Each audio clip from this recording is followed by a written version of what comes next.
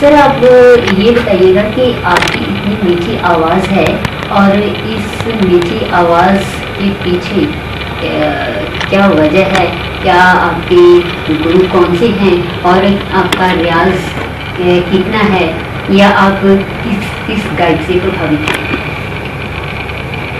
देखिए, आवाज़ तो कुदरत की देन है, ऊपर वाले की मेहरबानी है, बस उसका करम है, उसकी वजह से आवाज़ मिली है। और मैं बचपन से इंस्पायर हुआ हूँ मोहम्मद रफ़ी साहब के गाने सुनकर।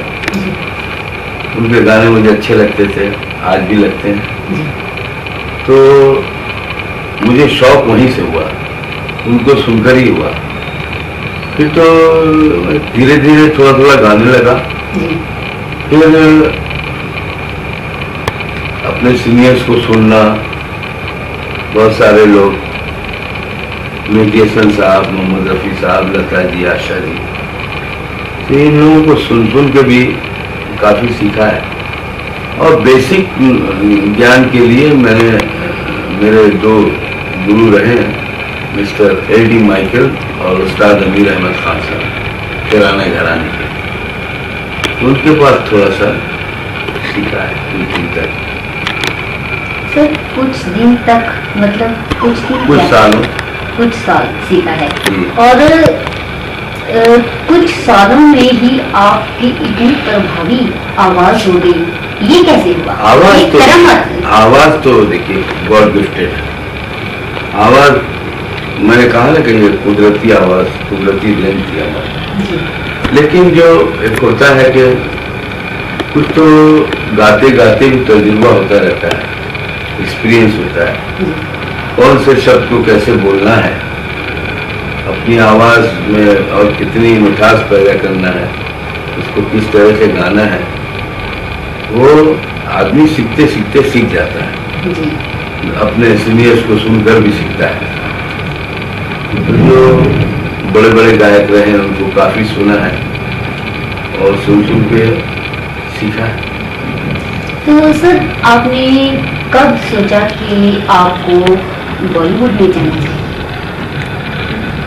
मेरे दिल में तो था काफ़ी, बचपन से ही था कि कुछ रेडियो सुनता था मैं, तब तो रेडियो ही था। रेडियो सुनता था तो मैं सोचता था इसमें बहुत सारे लोग गाते हैं, मेरी भी आवाज़ रेडियो में आनी चाहिए। लेकिन स्कूल का ज़माना रहा, कॉलेज का ज़माना रहा, घर की जिम्मेदारियां रही, तो एकदम ऐसे फैसला करना बड़ा मुश्किल था कि करना क्या है। कंफ्यूजन था काफ़ी। फिर एक दफ़ा मन बना लिया कि नहीं, मुझे कुछ करना चाहिए, मुझे जाना चाहिए।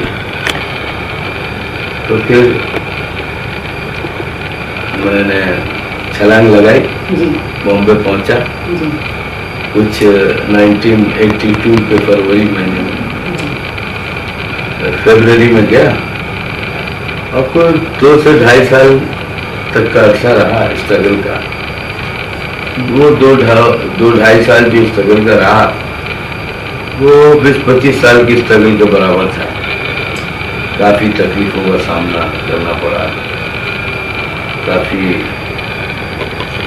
छोटे बड़े लोगों की बातें भी सुननी पड़ी। वो सब करते करते मालिक का मेहर हो गया, मालिक की मेहर हो गई। तो सर उस समय आपके जो परिवार वाले थे उनका क्या व्यू था, उनके क्या विचार थे आपके बारे में?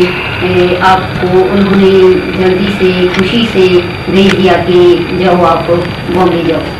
जो मेरे अंदर जो इच्छाएं थी, जो मेरे अंदर जो लगन थी, एक जो शौक था, तो मैंने अपनी माता जी से कहा, वालिदा से, कि मुझे एक मौका दीजिए, मैं जाना चाहता हूँ बॉम्बे, क्योंकि यहाँ बैठ के भी कुछ होगा नहीं। मैं कलकत्ते का रहने वाला हूँ, बंगाल का। तो फिर मैंने उनको राज़ी किया। उन लोगों ने मेरा हौसला बढ़ाया, मुझे जाने दिया बॉम्बे। तो सबसे पहले जो म्यूजिक डायरेक्टर थी जिन्होंने आपका टैलेंट पहचाना? यह एक सपन जगमोहन नाम के म्यूजिक डायरेक्टर हैं पुराने जी, जो बहुत पहले उन्होंने चेतना, दोराहा जैसी फिल्म में म्यूजिक दिया था, बेगाना। तो उन्होंने मुझे चांस दिया अंबर फिल्म में। हिंदी फिल्म थी अंबर और बंगाली में वो ज्योति फिल्म थी। सर, अनु मलिक जी तक आपकी आवाज कैसे पहुंची? वो जो मैंने बताया कि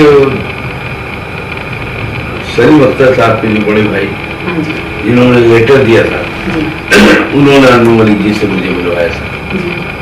तो फिर मैं उनके यहाँ आता जाता रहा। तो मैं हर रोज जाता था उनके पास। तो वो मुझे कुछ न कुछ नई कंपोजिशन जो होती है धुनें, वो मुझसे रिहर्सल करवाते थे और टेप करते थे। तो उन्होंने मनमोहन देसाई जी को वो सुना दिया। उनको सुनाया तो फिर उनको अच्छा लगा, उन्होंने मुझे मौका दिया।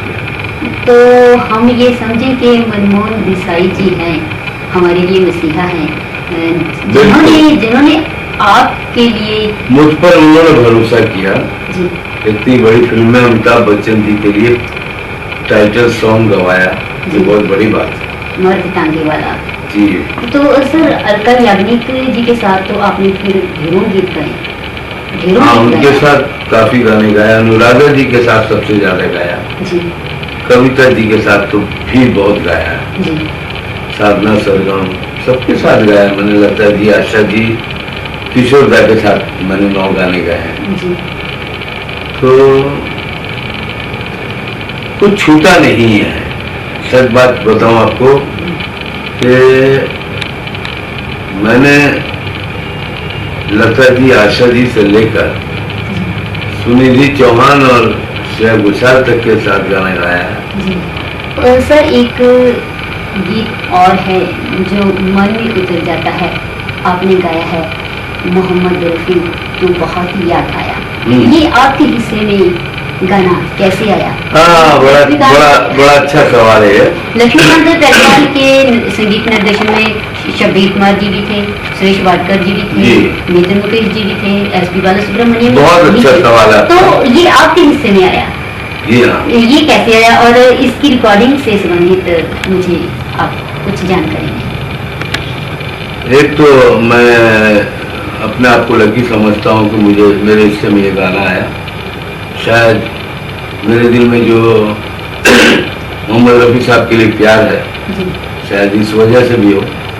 लेकिन एक और जो प्रैक्टिकल बात बताऊं आपको कि जब ये इस गाने को कंपोज किया जा रहा था और आनंद बख्शी साहब ने गाना लिखा, तो डायरेक्टर ने एक सिचुएशन एक्चुअली निकाला कि फिल्म में एक सीन है कि वो हीरो पुलिस से भागते हुए एक ऑडिटोरियम में घुस जाता है, जहाँ पे 31 जुलाई मोहम्मद रफी साहब की पुण्यतिथि के मौके पे एक प्रोग्राम हो रहा है और अमिताभ बच्चन जी श्रद्धांजलि दे रहे रफी साहब को। मोहम्मद रफी साहब के लिए वो गाना गा रहे हैं। तो गाएगा कौन? बिल्ली के गले में घंटी बांधे कौन भाई, कहावत है ना। तो फिर लक्ष्मी जी, प्यारे जी, बख्शी साहब, प्रोड्यूसर शशिलाल नायर, डायरेक्टर पप्पू वर्मा, इन सबों ने बैठ के सोचा कि क्या करें, इससे गवाए। गाना ऐसा है कि गाना बिगड़ना नहीं चाहिए, इतना पैथोस है इसमें कि वो फीलिंग बराबर आनी चाहिए। तो उन लोगों ने आपस में जब डिस्कस किया तो समझ लीजिए एक तरह की वोटिंग हुई और उसमें यह फैसला हुआ कि ये गाना मोहम्मद अजीज से गवा।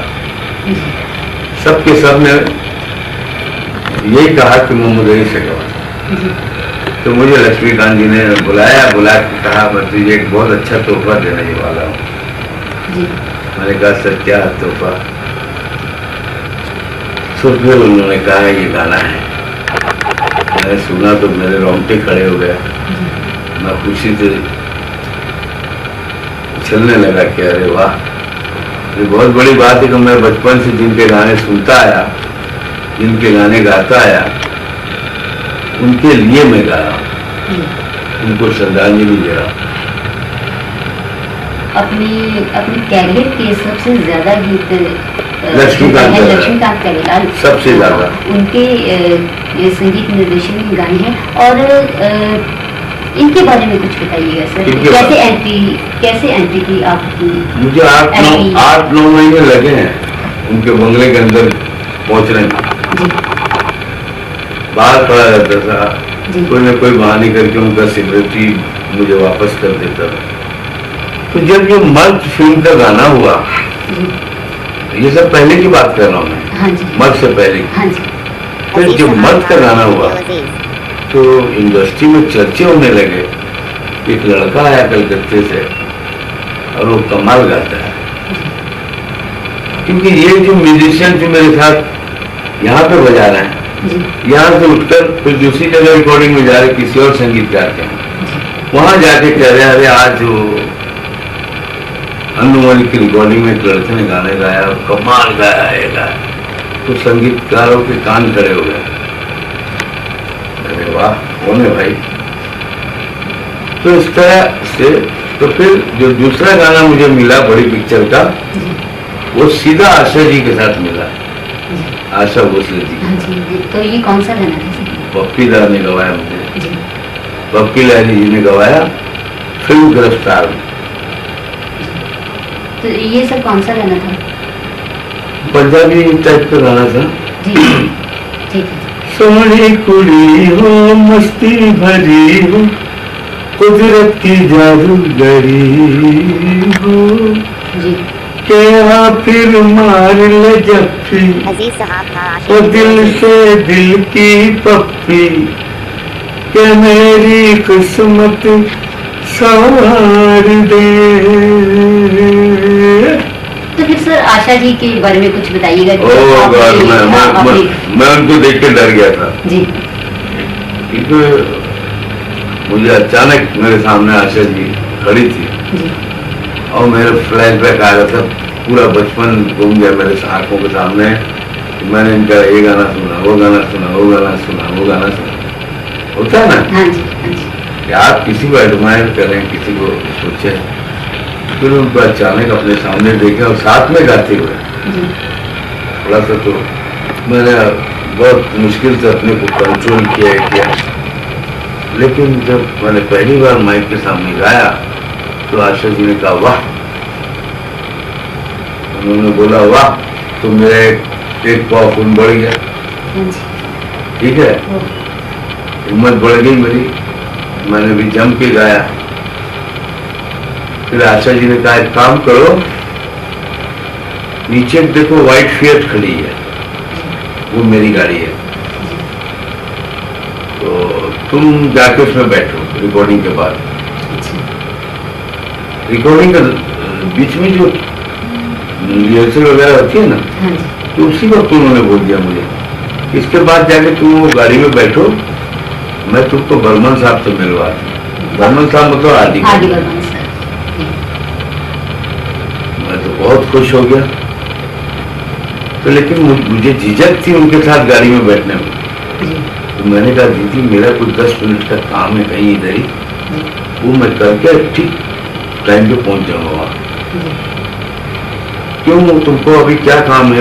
मैं लेके जा रही हूँ ना तुमको। मैंने कहा नहीं दीदी, आप बहुत जरूरी काम है, 10 मिनट लगेंगे, मैं यहाँ से करके मैं उधर आ जाऊंगा। मैंने उनका घर देखा हुआ, मैं देख गया था, सबके घर मालूम थे मुझे। तो फिर मैं पहुंच गया उधर।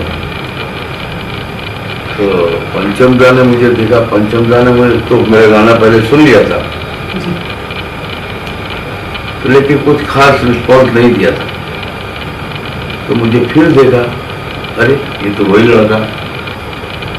तो आशा जी ने कहा कि भाई इस लड़के के साथ मैंने आज गाना गाया और ये तो कमाल का गाता है, इसने तो बिल्कुल रफी साहब की याद दिला दी मुझे। तो वो बोलते हाँ हाँ मैंने तो सुना है, तू सुना है। बोले सुना होना नहीं, वो सब बात छोड़ दीजिए, आपने क्या सुना नहीं सुना मुझे नहीं पता, आपको इनको गवाना पड़ेगा। आप प्रॉमिस कीजिए। मैं बोल रही हूँ ना, मुझे बहुत अच्छा लगा। अजीज साहब था आशिक नबील तो अजीज। उनका अच्छा ठीक है बाबा, मैं गवाऊंगा सर।